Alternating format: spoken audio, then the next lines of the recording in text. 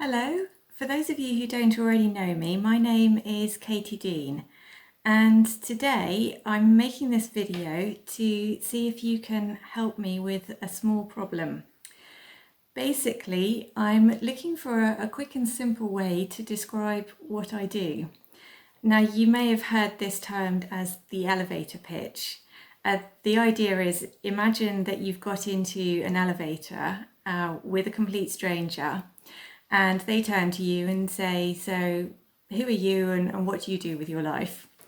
And you've basically got the amount of time it would take to get from one floor to the next to sum up what you do in a way that this stranger can make sense and understand.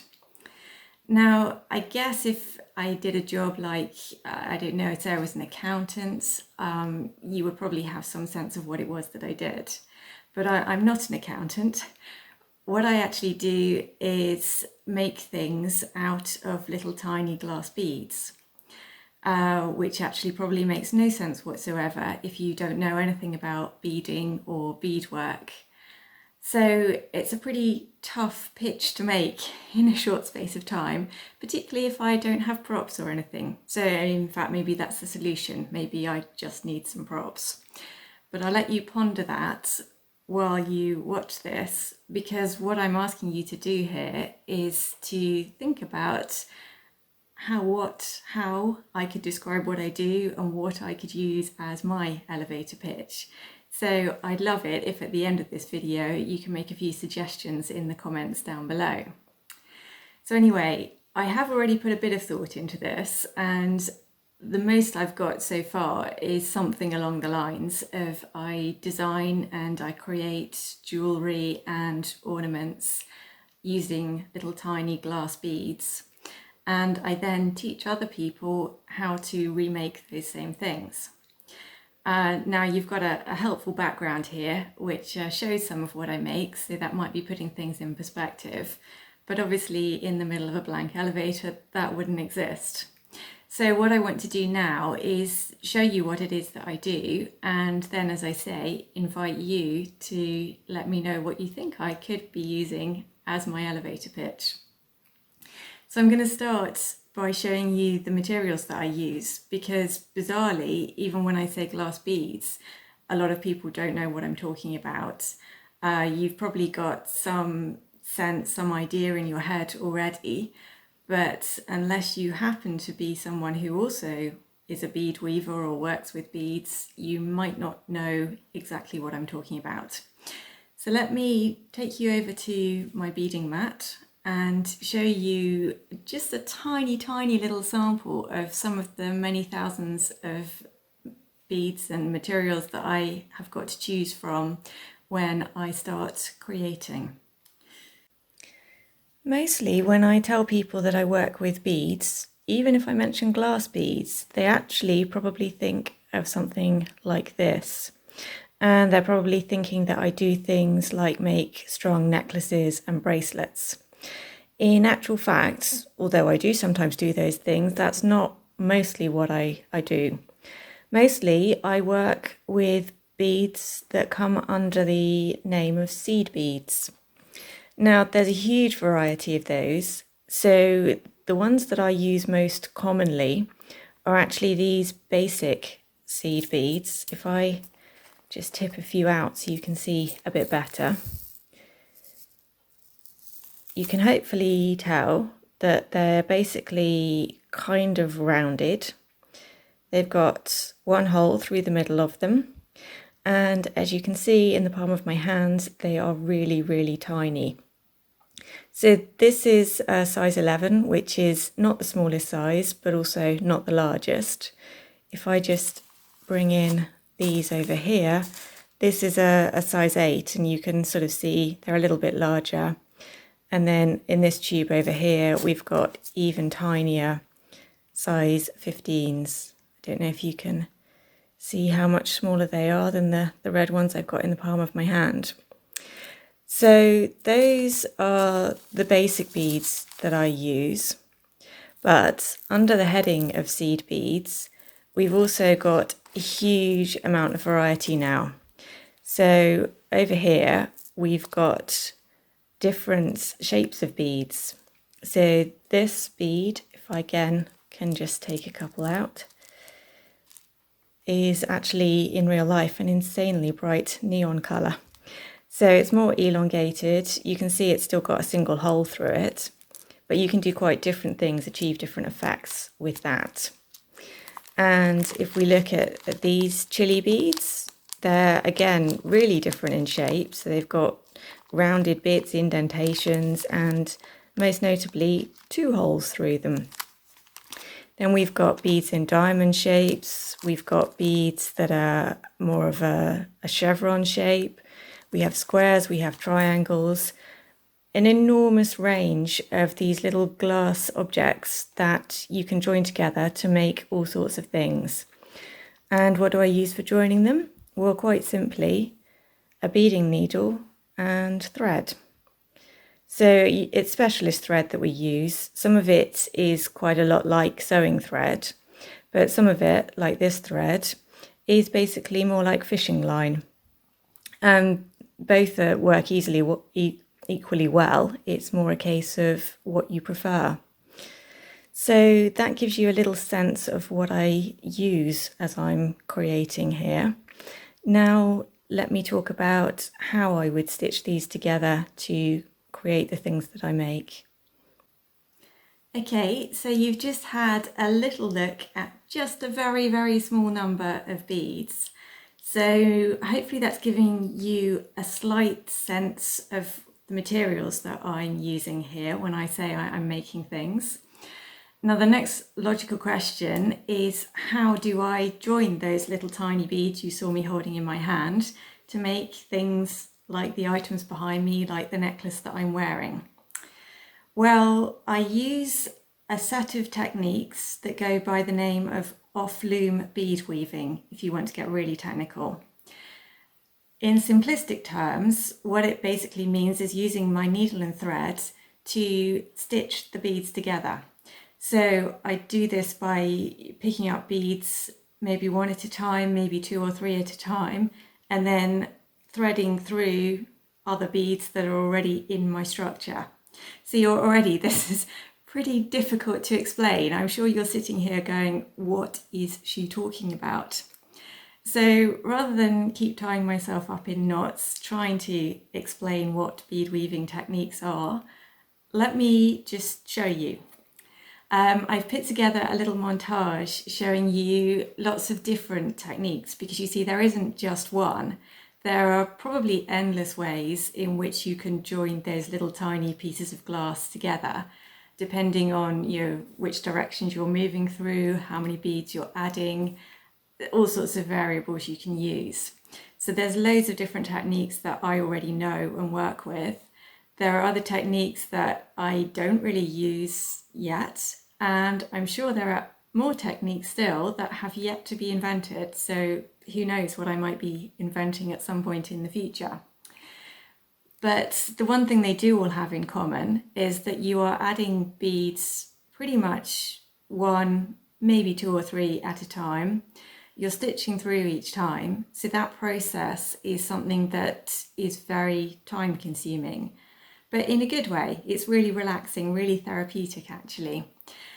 So anyway, without further ado, let me show you this little montage I put together and give you a sense of what I'm talking about with just a few of the different bead weaving technique combinations that you can try and use.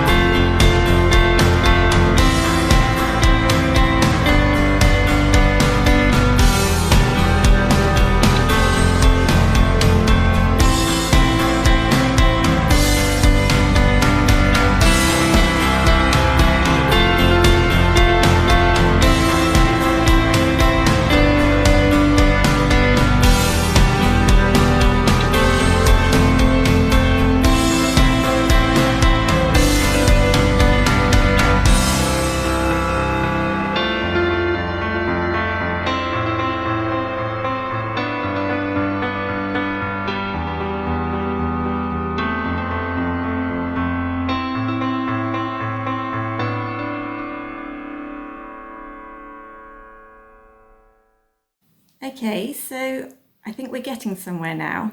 You've just seen what beads are, you've seen bead weaving techniques, so obviously put the two together, and that's what I use for creating. Now the other part of what I do is just as important, and that's twofold as well. So it's designing things and then teaching other people how to make them. So let me start by talking a little bit about the designing process. Now, I mean, you've probably got a lot more idea of what I'm about to say here, because designing is designing, whether you're working with beads or any other kind of medium. It's the same kind of process. You first of all need an idea. What is it that you want to create? And then you need to work out how to create it. So the ideas, I don't know where they even come from most of the time. I suppose it's, things in the world around me that spark my interest. Sometimes it's necessity, so it might be that I have a new outfit and I want a new piece of jewellery to wear with it. And sometimes it's just completely random. I mean, a deck of cards. Why would you not want to make a deck of cards using seed beads? Well, you can probably come up with a lot of reasons why not. But anyway, whatever it is that I'm designing, the process then goes from the idea to me deciding which of all those thousands and thousands of seed beads are most likely to bring this idea to life well, and also which technique is going to work. Because you see, all those different techniques, just a very few of which you've just seen, they're not just random, they've all got different qualities. So some of them create sort of soft flowing fabrics that would be usable for jewellery, for example. Others create really solid structures, so that would be what I was using if I was making beaded boxes or other ornaments that I enjoy. So once I've kind of sorted that out, it's then literally just a process of hours of experimentation. A case of try this, does that work? Yes, no. Okay, what happens next? And this sort of ongoing process until I've managed to translate the idea in my head into an actual physical piece of beadwork. And sometimes that process goes really smoothly, and sometimes it's really, quite honestly, very painful. So that basically takes care of the design side of things. So when I've designed something and I've created it and turned it into reality, then the second part of my process comes, and that is actually documenting it so that I can teach it to other people. Now, if you're not a beader, you might even be a little confused by that idea. I mean, why would anyone else want to make what I'm making? Well, the thing is, there's actually quite a few million people all around the world who, like me, take great pleasure in stitching little tiny pieces of glass together to form objects. Yes, we're probably very strange, but never mind, we won't get into that. The point is, some of those people, like me, enjoy creating from ideas in their own head, but others actually like to just work from something that's tried and tested. So if you think about it, it takes the risk out of things.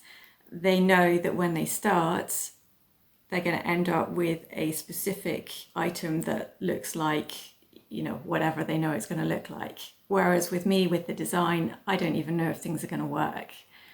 So anyway, if I've created designs that other people like enough that they want to make them themselves, I then have to teach that. And the bulk of the way in which I do that is through beading tutorials or beading patterns. The name gets used interchangeably, pattern or tutorial. So what is that? Well, it's basically a set of written instructions. So you're going to start out getting something that would show you what you're making, give you a list of materials, and it would probably give you some idea of the techniques you're going to be using and how difficult it is. Then the actual tutorial itself will give you written instructions, and then we get these little diagrams that show thread paths. So that's quite unique to bead weaving, well, any kind of beading, but you might get something similar in other crafts. And alongside that, you might also get photos of different steps, so that it really kind of depends what's the best way of explaining what someone needs to do. Because this is written, so the beader using it will be sitting in their own home, working from my instructions to create whatever object it is that I made in the first place. Although sometimes I do teach these in classes where you're still getting all these written instructions, but I am also demonstrating bits and pieces on video. So, different people prefer working in different ways, basically. So anyway, that is me. That is what I do with my life. And I'm going to bring you back now to the question that we started with. How would you suggest I turn that into an elevator pitch? If you remember, at the moment, I've got something along the lines of I design and create jewellery and ornaments with little pieces of glass, and then I teach other people how to recreate those same things. But I don't know, it's kind of a mouthful to say, and I don't know if it really conveys what you've just seen me doing here. So I'm hopeful that you've got some better suggestions. Actually, as I put this video together, I began to think maybe I should constantly be carrying props around with me, so I could just whip out a little tube of seed beads and go, I use these things, and then whip out something that I've made, and I make things like this. I mean, obviously, actually, if I am wearing jewellery, it's quite easy to say, yes, this is an example of something that I made. But the thing is, I make a lot more different things, not just jewellery. So anyway, I'm going to hand that over to you. Thank you so much for watching this and for any help you can offer me in solving this little conundrum.